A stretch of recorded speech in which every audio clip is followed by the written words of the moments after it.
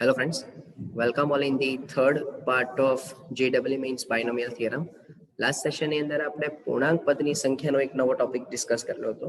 હવે આ સેશનની અંદર આપણે મલ્ટિનોમિયલ થિયરમ જે મોસ્ટ ઇમ્પોર્ટન્ટ ટોપિક છે આ ચેપ્ટરનો, જે કમ્પ્લીટલી JEE મેઇન્સને રિલેટેડ છે.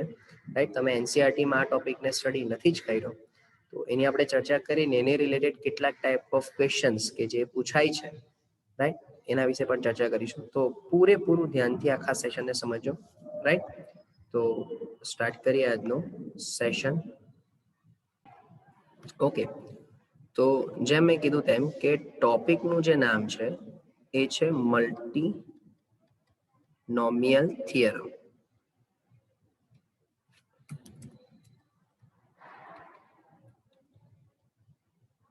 હવે આમાં શું હોય તો કે બાયનોમિયલ એટલે આપણને એવું ખબર છે કે બે જ ટર્મ હતા, બરાબર, એ અને બી. પણ જ્યારે હું વાત કરું છું મલ્ટીનોમિયલ થિયરમની તો બહુ ધ્યાનથી સમજો. તો કે ભાઈ x1 x2 x3 up to xr ની n ઘાત. સમજો, x1 plus x2 plus x3 dot up two xr ની n ઘાત. આ પહેલું તો એક તમને ખબર પડવી જોઈએ કે આ એક ટાઈપ ઓફ મલ્ટીનોમિયલ ટર્મ છે, કારણ કે એમાં બે કરતા વધારે પદ છે. તો જ્યારે આવું મલ્ટીનોમિયલ પદ આવે, બરાબર, બે કરતા વધારે પદ વાળું કોઈક વિસ્તરણ તમારે કરવાનું હોય તો આને માટે પહેલું તો કે આના પદની સંખ્યા, તો કે n plus r minus 1 C r minus 1. જો x1 x2 x3 up to xr બધા જ ભિન્ન હોય, હું તમારી સાથે બે ટાઈપની ચર્ચા કરીશ. પહેલું, આ જે મલ્ટીનોમિયલ છે એમાં દરેકે દરેક આર પદ જે મેં લખ્યા છે, એટલે કે x1 x2 x3 up to xr, એ દરેક પદ કેવા હશે તો કે ભિન્ન હશે. જેમ કે x y z 2x 3y 4y something something.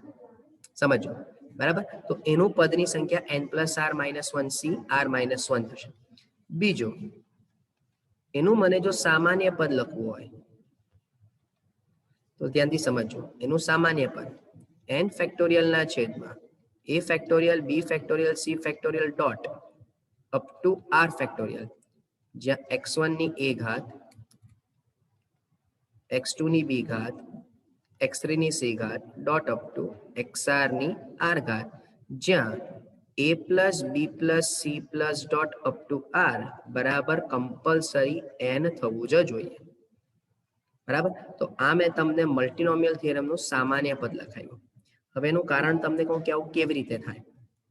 શું થાય, જો મેં ઓલરેડી તમને લાસ્ટ સેશનમાં એવું કીધેલું હતું કે જે દ્વિપદી પ્રમેયનું એનસીઈઆરટી નો જે મારો સેશન છે એનો ફર્સ્ટ સેશન જો તમે ઓબ્ઝર્વ કર્યો હોય તો મેં એમાં એક્સપ્લેન કર્યું છે કે આ જે સામાન્ય પદ આવે છે કેવી રીતે આવે છે. બરાબર, અહીંયા હું ખાલી તમને એક્સપ્લેનેશન આપી દઉં કે કેવી રીતે આમાં સામાન્ય પદ પણ આવશે. બહુ ધ્યાનથી ને વ્યવસ્થિત રીતે સમજો. આપણે ધારો કે કોઈક એક્ઝામ્પલ કન્ડક્ટ કરીએ, હું એમ કહું કે x plus y plus z ની ધારો કે આપણે કહી દઈએ 15 ઘાત, અથવા તો આપણે વિચારી લે થોડું નાનું એક્ઝામ્પલ લઈએ, હું એમ કહી દઉં કે 4 ઘાત. બરાબર, આના પદની સંખ્યા તથા x y અને z સ્ક્વેર નો સહગુણક શોધો. એક સિમ્પલ પહેલા તો તમને સમજવા માટેનું મેં એક એક્ઝામ્પલ લીધું છે. સમજો કે તમને આ x plus y plus z ની 4 ઘાતના વિસ્તરણમાં પદની સંખ્યા જોઈએ છે તથા એક્સ વાય અને ઝેડ સ્ક્વેર નો સહગુણક જોઈએ છે. અચ્છા, હવે હું આનું ડિટેલમાં પહેલા એક્સપ્લેનેશન આપું, પછી આપણે સીધું સૂત્રને સમજી લઈએ. એટલે સૂત્ર પણ સમજી લેવાશે, મેથડ પણ સમજી લેવાશે, રાઈટ, અને ક્વેશ્ચનનો આન્સર પણ આવી જશે. અચ્છા, સૌથી પહેલું મને એમ જણાવો કે અહીંયા એક્સ વાય અને ઝેડ ત્રણે અલગ દેખાય છે. ઓકે, ચાલો, તો હું એમ કહી શકીશ કે x plus y plus z into x plus y plus z into x plus y plus z અને into x plus y plus z. આનો મિનિંગ આવો થયો ભાઈ, 4 વખત મારે x plus y plus z ઉપર લખવું પડે. બરાબર, હવે તમે ઓબ્ઝર્વ કરો કે અહીંયાથી તમે એક્સ ઉંચકો, 4 કૌંસમાંથી કોઈ એક પદ તો કમ્પલસરી ઊંચકવું જ પડશે મારે, હા કે ના? તો મેં ધારો કે અહીંયાથી પહેલામાંથી એક્સ ઉંચકું, બીજામાંથી પણ હું એક્સ ઉંચકું, ત્રીજામાંથી પણ એક્સ ઉંચકું, ચોથામાંથી પણ એક્સ ઉંચકું. બરાબર છે.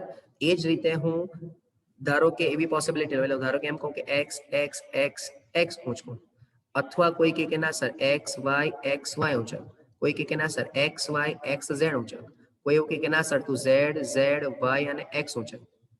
સમજો, તો આવી બધી જ અલગ અલગ પોસિબિલિટી મળશે. તો આપણે એવું ધારી લઈએ કે કમ્પલસરી ચારે જે બ્રેકેટ છે, બરાબર, ચારે ચાર બ્રેકેટમાંથી કમ્પલસરી કોઈક એક વખત x તો આવશે જ, y b વખત આવે અને z માની લો કે c વખત આવે છે. બહુ ધ્યાનથી વ્યવસ્થિત રીતે સમજો. ચારે બ્રેકેટમાંથી એટલે કે જે ચાર પદ છે એ ચાર પદમાંથી કોઈક વખત x આવશે, કોઈક વખત b આવશે, કોઈક વખત c આવશે. કન્ફર્મ.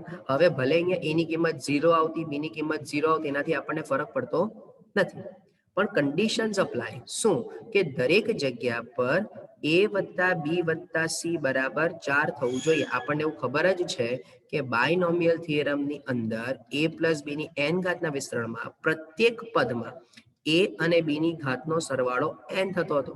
તો અહીંયા બાયનોમિયલને બદલે કેટલા ટર્મ છે? 3 પદ છે. તો એ ત્રણેય પદમાં ઘાતનો સરવાળો કેટલો થવો જોઈએ? n જેટલો, એટલે કે 4 જેટલો થવો જોઈએ. બરાબર. ચાલો, તો હવે હું એમ કહું કે આ 4 સ્થાનમાં ગોઠવણીના પ્રકાર એટલે 4 ફેક્ટોરિયલ. ધારો કે x, સમજો, x x x અને x આવ્યું, તો તમે શું ઓબ્ઝર્વ કરશો કે 4 વખત x છે તો બાય 4 ફેક્ટોરિયલ. એટલે બેઝિકલી આ લખાય x ની 4 ઘાત, y ની 0 ઘાત અને z ની 0 ઘાત. અચ્છા, કોઈ એવું કે આપણે ધારો કે એમ વિચારી લો કે sir x y z x છે. અચ્છા, તો એનો મીનિંગ કે આને કેવી રીતે લખાશે? તો કે 4 સ્થાનમાં ગોઠવણીના પ્રકાર 4 ફેક્ટોરિયલ, પણ x 2 વખત રિપીટ થાય છે એટલે બાય 2 ફેક્ટોરિયલ. તો એનો મીનિંગ કે આ થઈ ગયું x² yz. તો a ની કિંમત 2, b ની કિંમત 1, c ની કિંમત 1. રાઈટ. તો જો મને આનું સામાન્ય પદ લખવું હોય તો x ની a ઘાત, y ની b ઘાત, z ની c ઘાત સાથે 4 ફેક્ટોરિયલના છેદમાં a factorial, b factorial, c factorial. આ આવી ગયું સામાન્ય પદ. બરાબર. હવે કન્ડિશન્સ અપ્લાય કે મેં કીધું a plus b plus c બરાબર 4. તો યાદ કરો હવે કે તમારે કેટલા પદ મળશે? તો કે એવા પદ મળશે, એટલા પદ મળશે કે જે દરેક પદમાં a વત્તા b વત્તા c બરાબર 4 થાય. કોઈ કે સર a વત્તા b વત્તા c બરાબર 4 થવા માટે તો a ની કિંમત 0, b ની કિંમત 0 અને c ની કિંમત 4 લઈ લે. બોલ, ચાલે?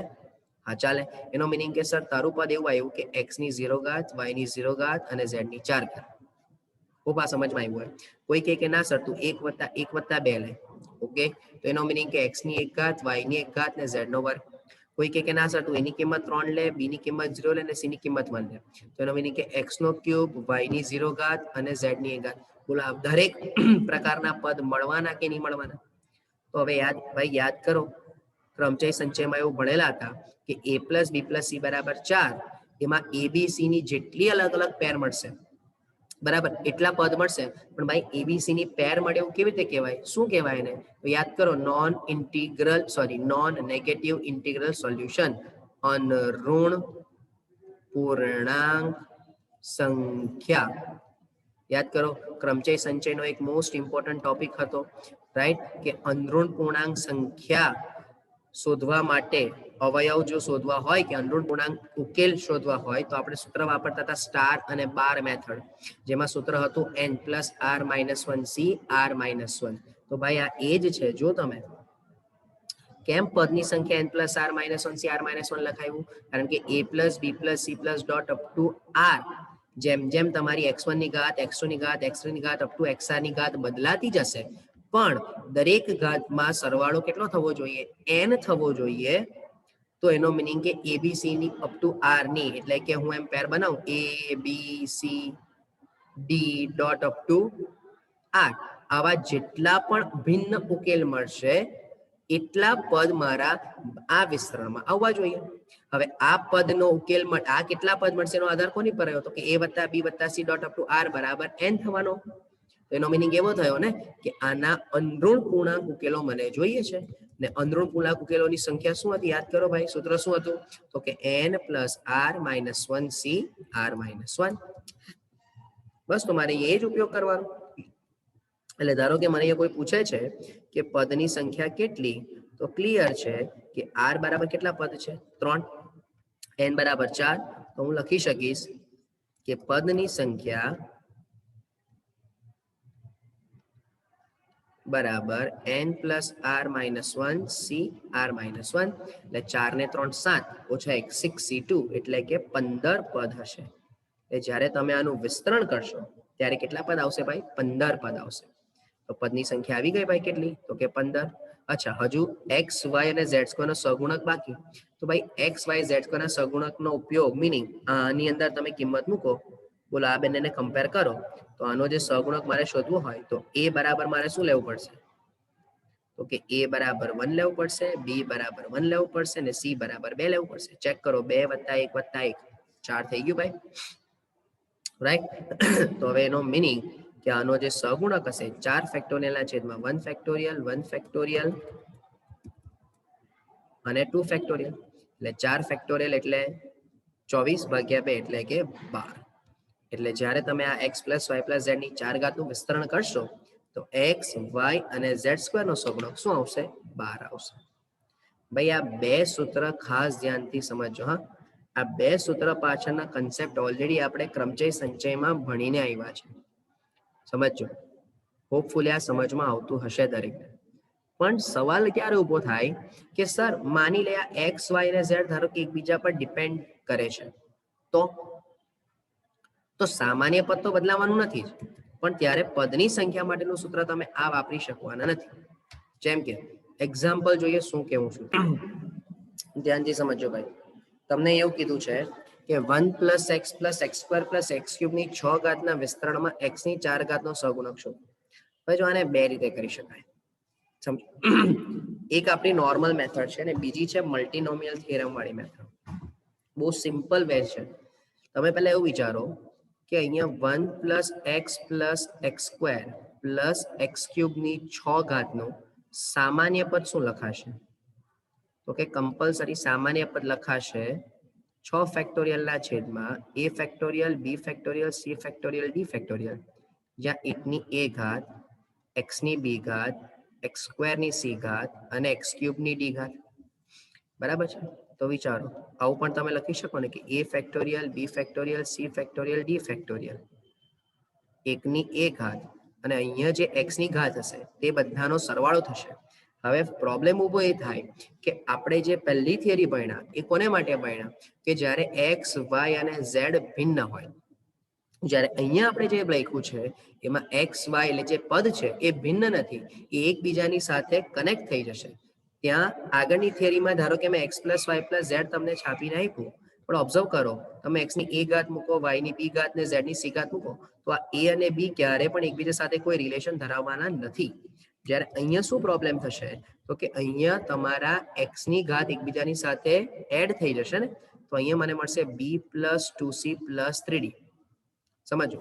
હવે મોસ્ટ ઇમ્પોર્ટન્ટ પોઈન્ટની વાત કરું છું. તમે જ્યારે 1 ની a ઘાત x ની b ઘાત x² ની c ઘાત અને x³ ની d ઘાત લખી તો આ ક્રમિક પદોનો સરવાળો, બધા જ પદોના ઘાતનો સરવાળો a + b + c + d બરાબર 6 થવું જોઈએ.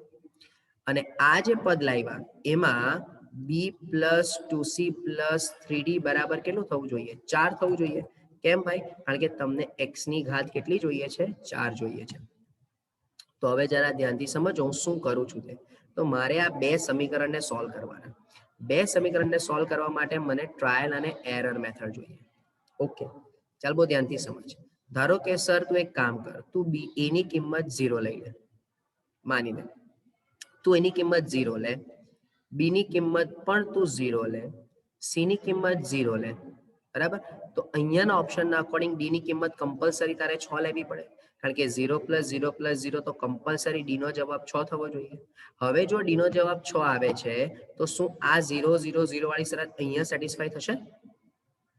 તો ક્લિયર છે કે અહીંયા સેટિસ્ફાય થવાની નથી જ, બરાબર. એટલે આ પોસિબિલિટી તમારી ઊભી નહીં થશે, કારણ કે તમને એવું ખબર છે કે આ a b c ને d જે છે એ બધા જ બિલોંગ્સ ટુ n થવા જોઈએ, બરાબર. કોઈનો પણ જવાબ અપૂર્ણાંક કે માઇનસમાં કેવી રીતે આવવો જોઈએ નહીં.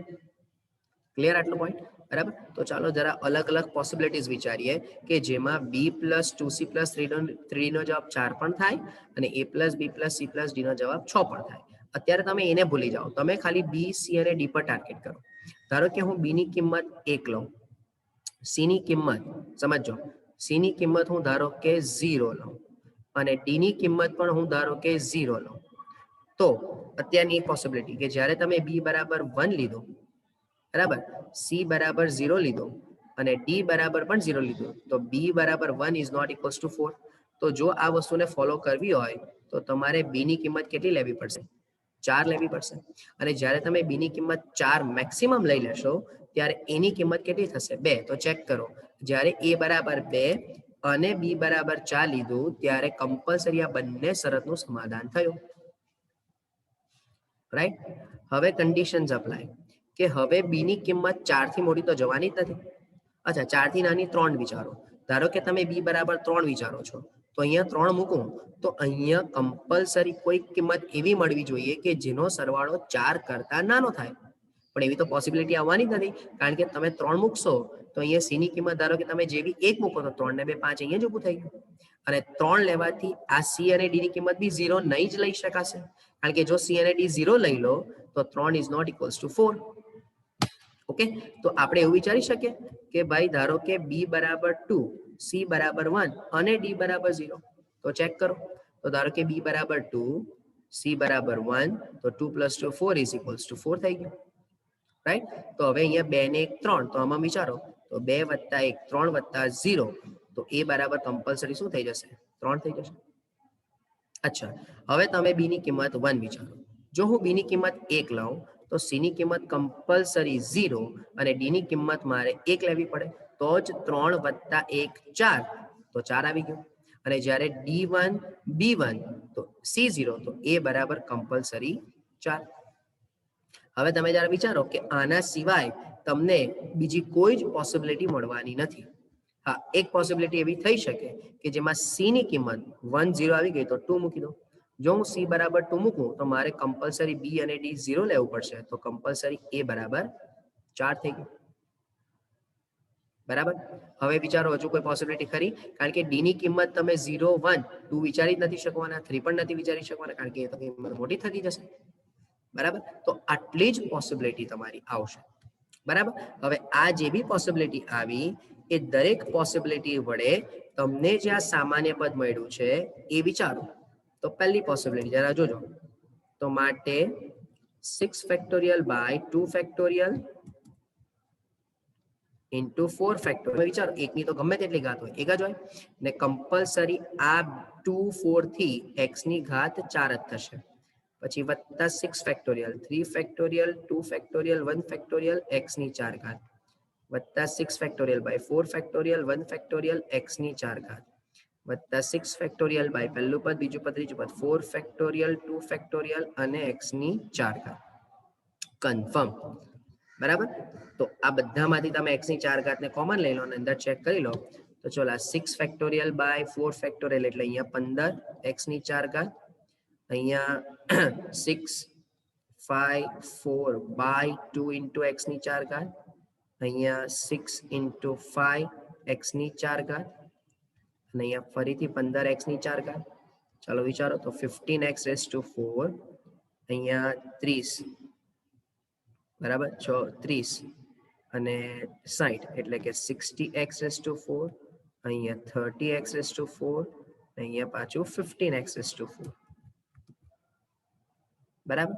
તો 15 15 30, 30 30 60, 60 120 x ની 4 ઘાત.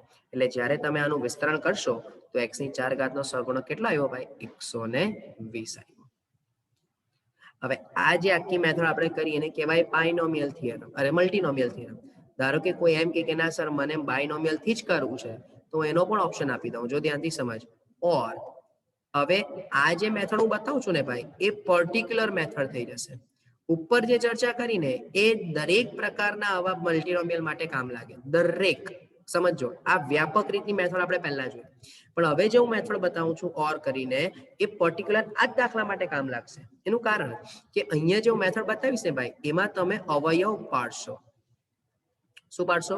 અવયવ. હવે જરૂરી નથી કે દરેક જગ્યાએ તમને અવયવ મળે જ. એટલે હવે તમારો ટાર્ગેટ શું થઈ ગયો? તો કે 1 + x ની 6 ઘાત અને 1 + x² ની 6 ઘાતના વિસ્તરણમાં તમે ગુણાકાર આપીને x ની 4 ઘાતના સહગુણકોને છૂટા પાડો, જે તમે ઓલરેડી ક્વેશ્ચન એનસીઈઆરટીમાં કરીને આવ્યા. બટ ધ પોઈન્ટ ઇઝ કે દરેક કેસમાં અવયવ પડે જ એવું જરૂરી નથી, અને જ્યાં અવયવ નથી પડતા એવા કેસની અંદર તમારે કમ્પલસરી મલ્ટીનોમિયલ થિયરમ જ વાપરવો પડશે. હોપ આ પોઈન્ટ સમજમાં આવ્યો. જોઈએ હજુ એકાદ ક્વેશ્ચન જોઈએ એટલે વધારે ક્લિયર થાય. ચાલો જો, હવે આની અંદર તમને કીધું છે 1 + x + x³ + x ની 4 ઘાત આખાની 10 ઘાત.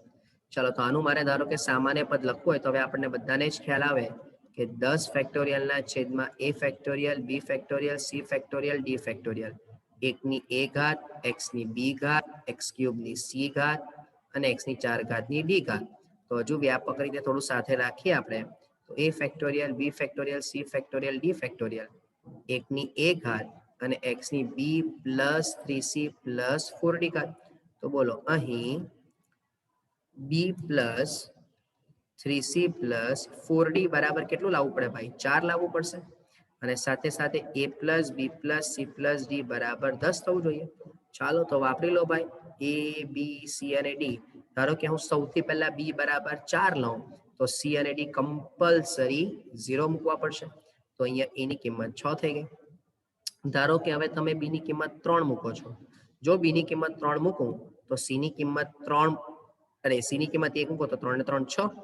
એટલે ધારો કે તમે b બરાબર 3 લીધું તો પ્લસ કરીને અહીંયા 1 થવું જોઈએ, એટલે કે 3c + 4d બરાબર 1. એવું તો શક્ય જ નથી, રાઈટ?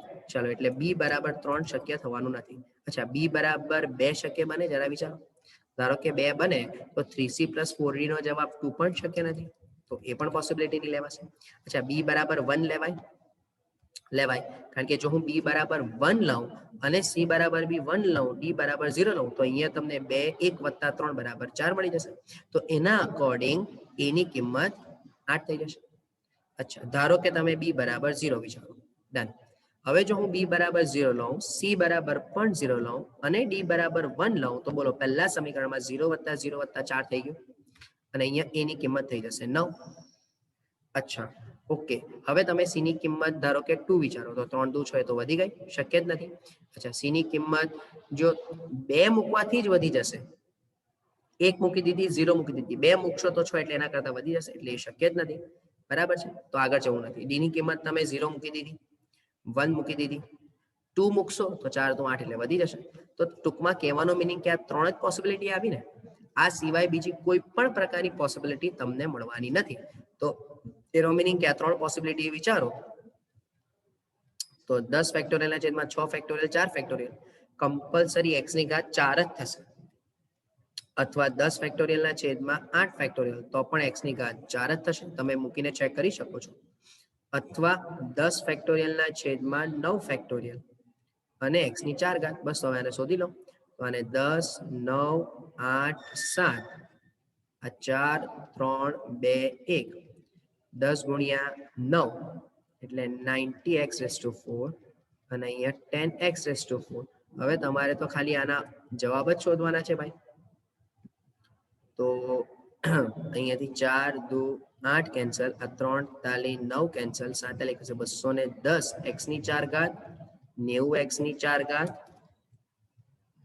અને 10 x ની 4 ઘાત. તો 210 ને 90 એટલે 300, એટલે 310 x ની 4 ઘાત. રાઈટ? તો 310x⁻10 એનો મિનિંગ કે x ની 4 ઘાતનો સહગુણક 310 થશે. ભાઈ સમજમાં આવતું જ હશે ભાઈ. અને તમને કશે પણ કોઈ પણ જગ્યાએ નાનામાં નાનો પણ તમને એવું કંઈક ખચકાટ લાગે છે કે પ્રોબ્લેમ લાગે છે તો સીધો તમે વિડીયો પોઝ કરો, રાઈટ? પહેલી સ્લાઇડ પર જતા રહો. સ્લાઇડ પર નીચે મારો કોન્ટેક્ટ નંબર છે જ, એના થ્રુ તમે મને વોટ્સઅપ કરી શકો છો અથવા કોલ પણ કરી શકો છો. બટ ધ પોઈન્ટ ઇઝ જે થિયરી ચાલે છે એ મોસ્ટ ઇમ્પોર્ટન્ટ છે, ને JEE-માં આ ટાઈપના ક્વેશ્ચન્સ પૂછાઈ ગયા છે. હા, આમાં પણ તમે અવયવ પાડીને કરી જ શકો, પણ ભાઈ 10 ઘાતનું વિસ્તરણ છે. તમે જરાક થોડુંક લોજિકલી વિચારો તો તમારે બહુ બધા પદ વિચારવા પડે, ને એમાં પછી x ની 4 ઘાતના સહગુણકને શોધવો પડશે. ઓકે, ચલો નેક્સ્ટ. ચાલો જુઓ, હવે અહીંયા તમને આપી દીધું છે 2x² + 3x + 1 ની 6 ઘાત. અહીંયા પણ અવયવ પડી શકે, પણ આપણે અવયવ પર જવું જ નથી. માનો ધારો કે મને આનું સામાન્ય પદ લખવું હોય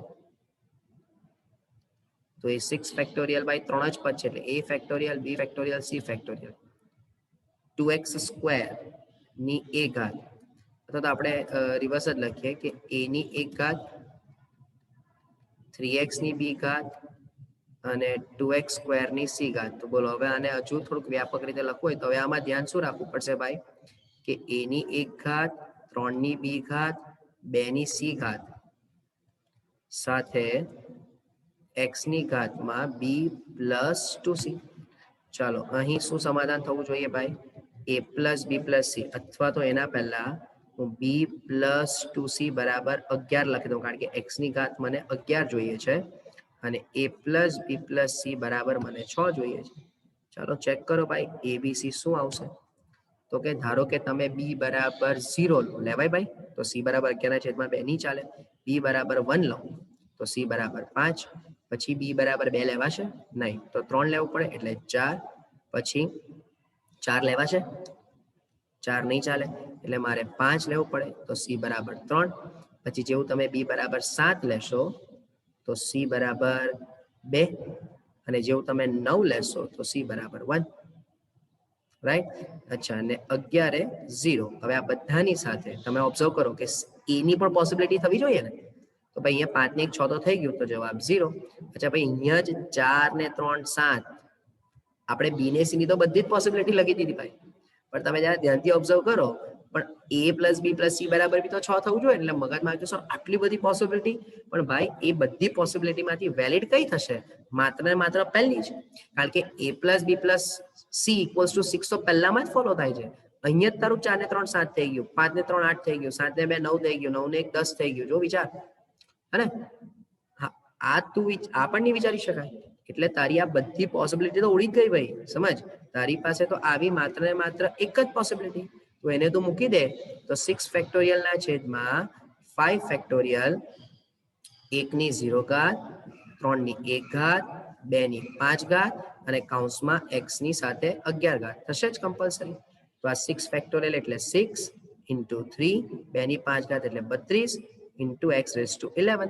તો બસ હવે આને ચેક કરી લો ભાઈ તો ભાઈ 6 into 32 ગુણ્યા 3 એટલે 96 x ની 11 ઘાત અને 96 into 6 વિચારો એટલે 6 3 54 ને 3 57 બરાબર એટલે કે 576 તમારો જવાબ આવી જશે 576 x to the power 11 that is option number D.